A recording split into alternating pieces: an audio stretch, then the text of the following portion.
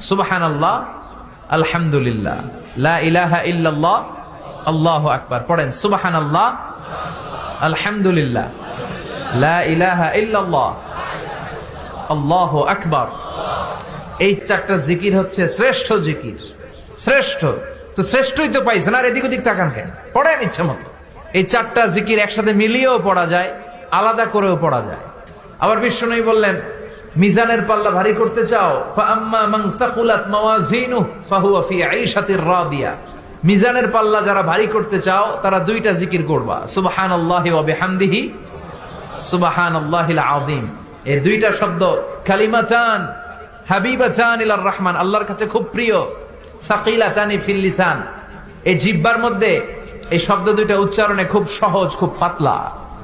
সাকিলাতানি feel Mizan, কিন্তু এই শব্দ দুইটা মিজানের পাল্লায় রেখে দিলে অনেক ওজন হয়ে যাবে।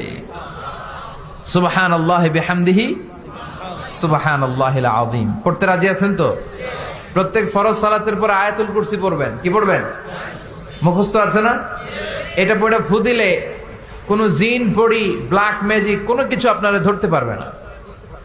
বিশ্বনবী বলেন, মান ক্বারা আয়াতাল কুরসি দুবুরা কুল্লি সালাতিন মাকতুবা লাম ইয়ামনাহু মিন দুখুলিল জান্নাতি ইল্লাল মাউত।